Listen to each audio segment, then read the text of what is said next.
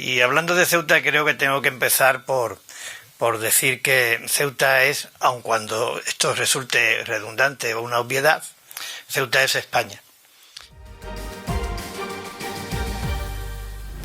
Muchas gracias a todos, muchas gracias por la acogida en este lugar tan cálido, tan cautivador para lo que se pretende, que me parece que es algo tan fundamental como la comunicación y cultivar las relaciones, el conocimiento y el contacto humano desde la cordialidad, desde la libertad y sin ningún tipo de restricciones.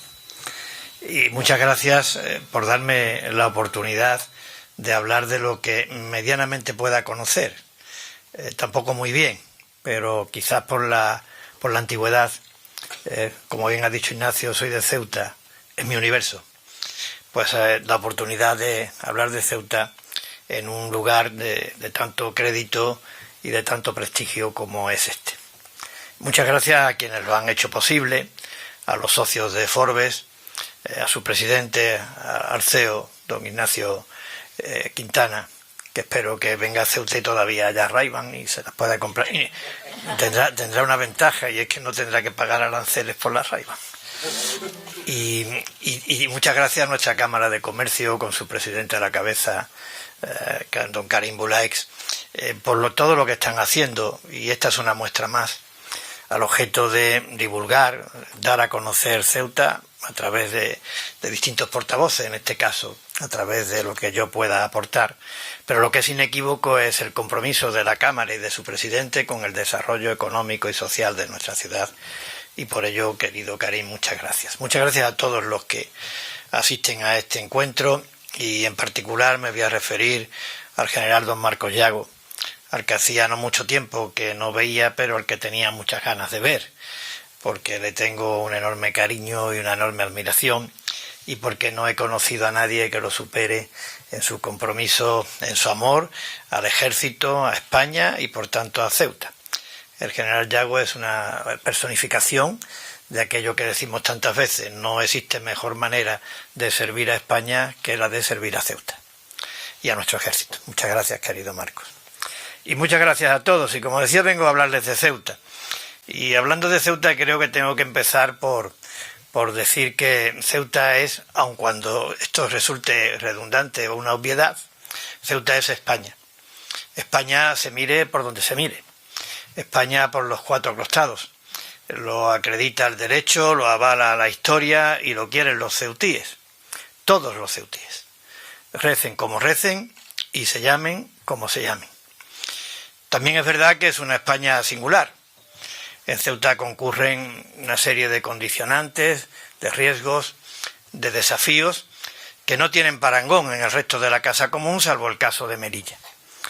Ceuta es extrapeninsular, Ceuta tiene un reducido tamaño, Ceuta tiene escasez de recursos naturales, y a todo esto que digo se une la geopolítica, se une el hecho de ser la única frontera terrestre de Europa y de España en África, y para colmo el discurso de algunos que pretenden transmitir la idea de que no son ni se sienten españoles la mitad de los ciudadanos de Ceuta, cosa que no se corresponde con la realidad, pero que se convierte en un esfuerzo de inclusión y de concordia y de unión, que yo creo que nos hace también singulares en el empeño, en el camino y en el objetivo.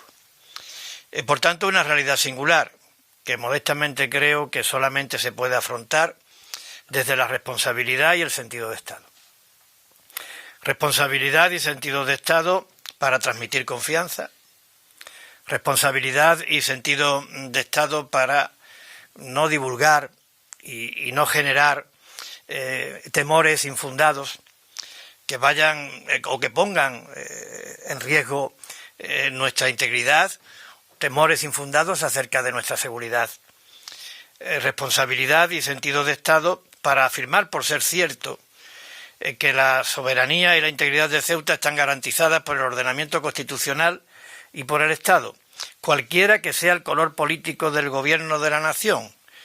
Por tanto, garantizadas a salvo de la alternancia en el poder.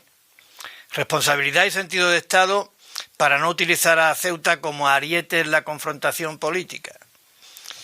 También responsabilidad y sentido de Estado para considerar que la defensa de lo irrenunciable, de lo fundamental, la defensa de nuestra soberanía no está reñida con la moderación.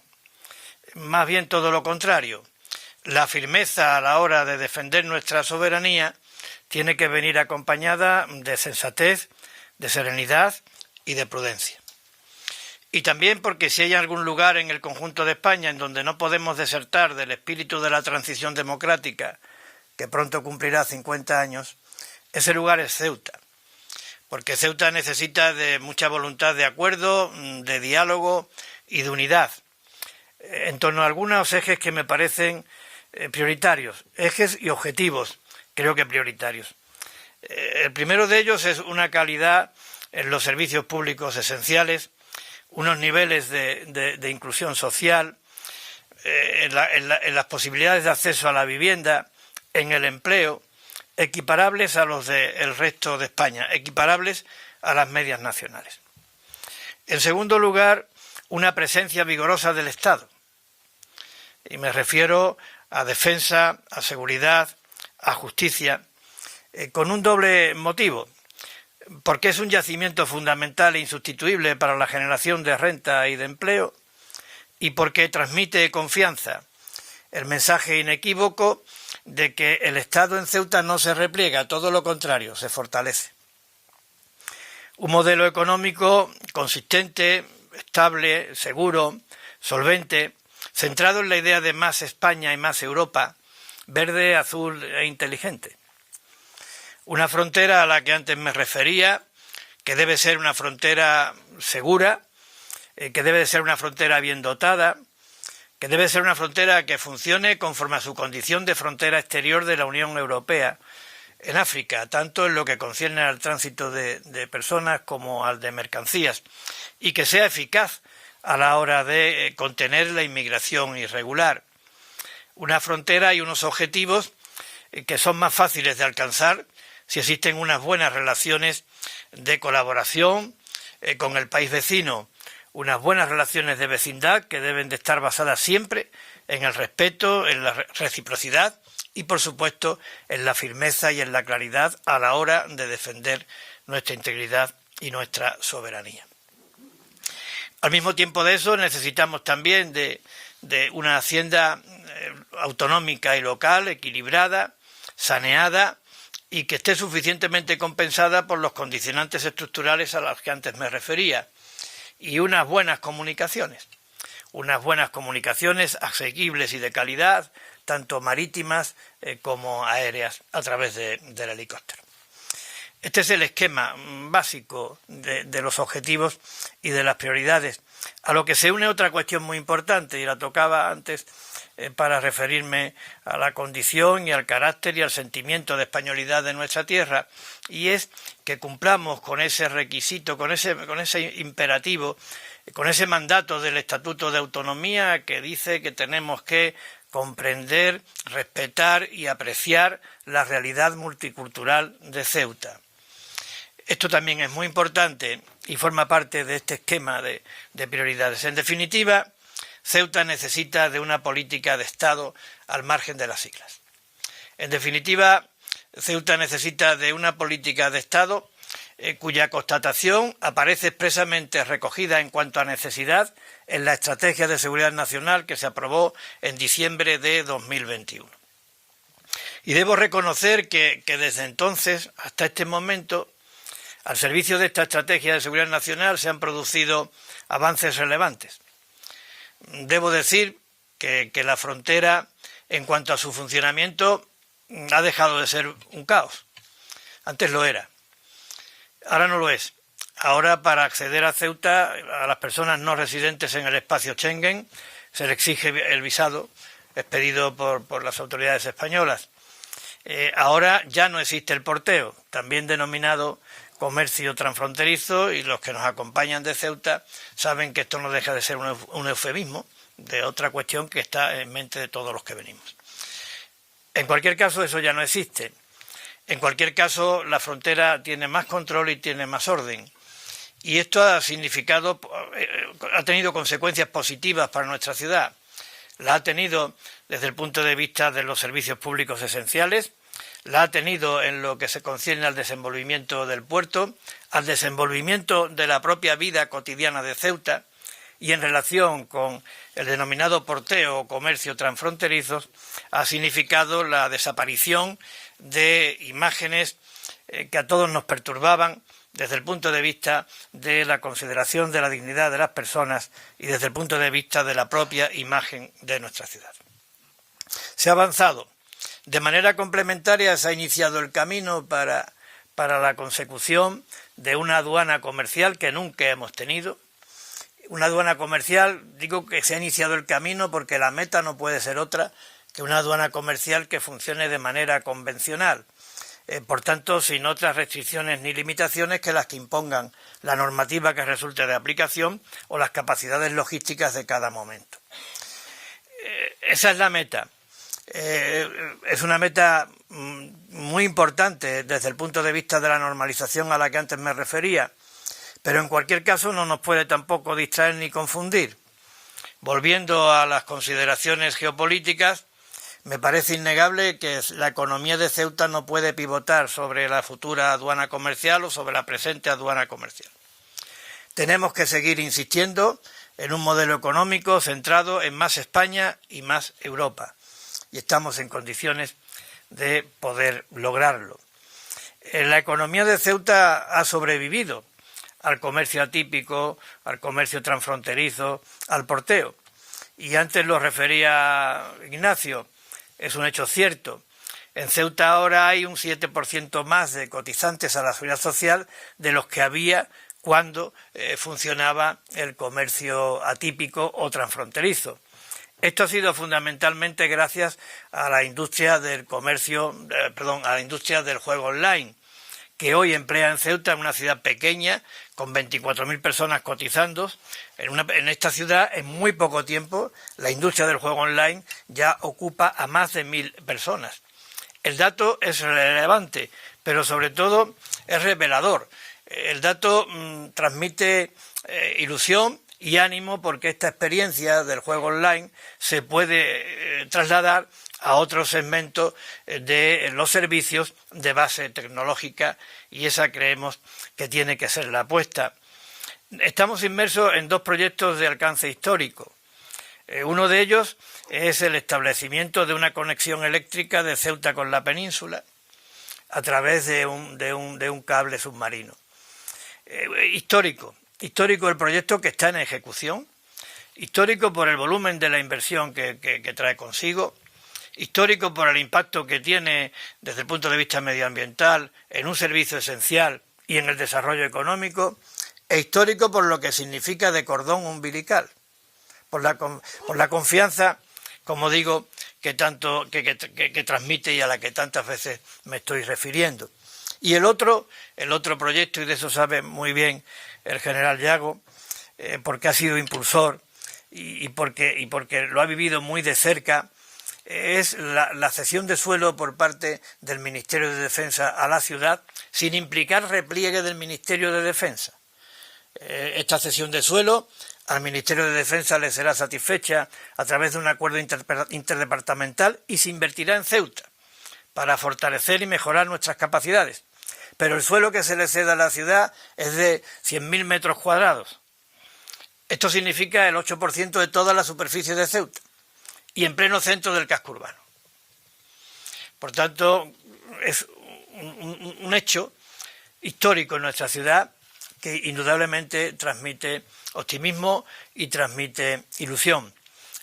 Junto con lo que digo, el puerto evoluciona de una manera muy satisfactoria. El puerto está diversificando su oferta y aquí tenemos a unos operadores que pueden dar testigo y que además de dar testimonio de esto que digo, están cumpliendo una función básica a la hora de ese despliegue del puerto desde la concesión turística, comercial y de servicios. El puerto amplía su cartera, el puerto mejora en competitividad, el puerto alberga muchos proyectos impulsados desde la Cámara de Comercio, el data center, la incubadora. El puerto está en ebullición y Ceuta lo nota, lo percibe y se transmite, como digo, en ánimo para seguir continuando en ese empeño. El turismo está creciendo y está mejorando en ofertas, en recursos, en los incentivos para la visita a Ceuta. Se sigue apostando por el segmento tecnológico y digital, como decía. La ciudad sigue rebajando la carga fiscal que soportan los sectores estratégicos y ahora estamos en curso de acometer un plan de construcción de más de 1.000 viviendas en nuestra ciudad en los próximos 3 años. Por tanto, creo que se está avanzando. ¿Esto quiere decir que estamos satisfechos? No. No lo estamos porque el camino, como digo, es alentador, pero también es verdad que nos quedan necesidades pendientes que creo están plenamente justificadas. Me voy a referir a ellas de una manera breve, tanto a la necesidad como a la justificación. Cuando demandamos que se atiendan las demandas ciudadanas en educación, en sanidad, en servicios sociales, para equiparar estos servicios a las medias nacionales, lo hacemos en el convencimiento de que estamos reivindicando un derecho constitucional. Estamos reivindicando la igualdad de los ceutíes con el resto de los españoles. Y sabemos además que al hacerlo estamos favoreciendo el arraigo de la población y que al hacerlo estamos también favoreciendo el desarrollo económico. Cuando decimos y pedimos que en las áreas de defensa, de seguridad y de justicia se renueven las infraestructuras y aumenten las dotaciones y las capacidades, pues también lo que estamos procurando es mejorar las capacidades de respuesta en estos ámbitos tan sensibles y además confirmar ese mensaje al que antes me refería, la afirmación, la constatación de que en Ceuta el Estado se fortalece. Cuando pedimos que se mejore nuestro régimen económico y fiscal especial y que se compensen de manera suficiente los mayores gastos que para la hacienda autonómica y local suponen los condicionantes estructurales, no estamos pidiendo ningún privilegio. Lo que estamos es demandando que ante la constatación de unos condicionantes geopolíticos responda quien puede y debe. Ante la constatación de estos condicionantes, el Estado emplee sus potestades, cumpla con su obligación y dé la respuesta adecuada. Cuando decimos que vivimos una situación límite en la acogida de menores migrantes, todo esto en un ambiente marcado por el drama irreparable de quienes pierden la vida en el intento de llegar nadando a Ceuta, estamos diciendo la verdad. Estamos diciendo que los datos hablan por sí mismos y que la situación es límite e insostenible. Ceuta no puede soportar una capacidad de acogida superior a la que le corresponde por su tamaño de población en comparación con la del conjunto de España. Nuestras capacidades de acogida en el ámbito de los menores migrantes están desbordadas en un 400%. En estos momentos el 75% de los menores acogidos lo están en recursos provisionales y de emergencia. La ciudad no tiene capacidad presupuestaria para atender el coste de estos servicios provisionales y de emergencia. Por tanto, esta petición de socorro, persistente por otra parte, está plenamente justificada y sí, defendemos el traslado de menores a otras comunidades y lo defendemos porque es la única alternativa y esta afirmación está avalada por la experiencia y porque es lo justo. Y lo justo porque este no es un fenómeno que afecte exclusivamente a Canarias y a Ceuta. Este no es un fenómeno que afecte exclusivamente a las fronteras terrestres o marítimas. Esto es un asunto de todos, afecta a todos y entre todos debe de resolverse. Y es la solución más concordante con nuestra Constitución. Vivimos, según afirma y confirma la Constitución, en un Estado descentralizado, en un Estado complejo, en un Estado en el que existen competencias compartidas entre las distintas administraciones. Para que este Estado funcione de manera eficaz y satisfactoria, tiene que funcionar en base a la lealtad institucional, en base a la corresponsabilidad y en base a la solidaridad. Son principios constitucionales aplicables en cualquier ámbito, pero de una manera específica y especial en este ámbito al que me estoy refiriendo. Por tanto, son peticiones y demandas plenamente justificadas y creo que, como nos ampara la razón, estamos en condiciones de poder lograrlo en ese ámbito de encuentro, de diálogo, de acuerdo, de unidad, de responsabilidad y de sentido de Estado que tiene que ser clave en nuestra ciudad. Pero yo no me quiero ir de aquí esta tarde sin decirles a ustedes que Ceuta es un destino atractivo y seguro para la inversión empresarial. Y se lo quiero decir porque no es retórica, está basado en argumentos muy concluyentes. Tenemos un régimen económico y fiscal especial que se puede mejorar, pero que es muy atractivo. En Ceuta no se pagan aranceles de ningún tipo, es territorio franco. En Ceuta la seguridad social, las cuotas están bonificadas en un 50% y el impuesto sobre sociedades también en un mismo 50%. El IRPF en un 60%. No se aplica el IVA ni los impuestos especiales. Es mejorable, pero es potente. En Ceuta tenemos sectores económicos con mucho margen de crecimiento y de desarrollo. En Ceuta tenemos suelo, ahora más.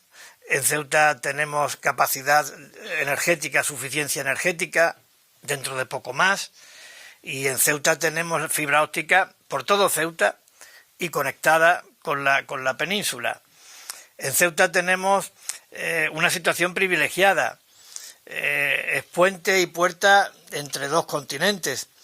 En Ceuta tenemos cercanía, tenemos proximidad y tenemos algo tan importante como unidad. En Ceuta todo el mundo rema en la misma dirección. Las instituciones al margen del color político, los empresarios, buena muestra la tenemos aquí, los sindicatos, todo el mundo al servicio de un mismo objetivo de desarrollo estratégico. Y en Ceuta tenemos muy buena gente y una gente acostumbrada a crecer en base a la exigencia, a la superación de las dificultades, por duros que sean, que también tiene su manifestación en el emprendimiento, en los emprendedores, en los empresarios. Por tanto, creo que Ceuta es un destino muy, muy atractivo para la inversión empresarial y para el emprendimiento. Y a quienes nos oigan, les quiero decir que allí les esperamos. Allí les esperamos con el corazón y los brazos abiertos. Allí les esperamos en la tierra que fue y que sigue siendo por lo que transmite, por lo que trasciende la tierra de Hércules, de Ulises, de Calipso, un lugar por el que han pasado todas las culturas y civilizaciones que el Mediterráneo ha conocido, un lugar donde la naturaleza se manifiesta de una manera esplendorosa. Ceuta es cielo, es luz, es viento, es mar, es paisaje. Ceuta es un concentrado en miniatura de la historia de España. Ceuta le debe a Roma el nombre y la fundación. Ceuta le debe al Califato de Córdoba la condición de puerta de Al-Ándalus. Ceuta le debe a Portugal la entrada en la era moderna, los fueros, la planta urbana, nuestros símbolos más queridos, el escudo, la bandera y la patrona. Ceuta le debe a Portugal el carácter todavía vigente y siempre vigente de Europa al otro lado del estrecho. En Ceuta nacieron figuras tan importantes como el cartógrafo Al-Idrisis, el cartógrafo más importante de la Edad Media. En Ceuta nació también Yusef Ben Yehudá, discípulo predilecto de Maimónides, y nació el teniente Ruiz, nuestro héroe nacional del 2 de mayo. En Ceuta Argüelles, el autor del prólogo de la Constitución de Cádiz, de la Pepa, fundó nuestro primer periódico. Se llamaba El Liberal Africano, como no podía ser de otra manera, promoviéndolo Agustín Argüelles. En Ceuta murió Agustina de Aragón. Ceuta es una parte fundamental, como decía, de la casa común. Ceuta es un abrazo eterno. entre Oriente y Occidente, el norte y el sur, Europa y África, el poniente y el levante, el Atlántico y el Mediterráneo.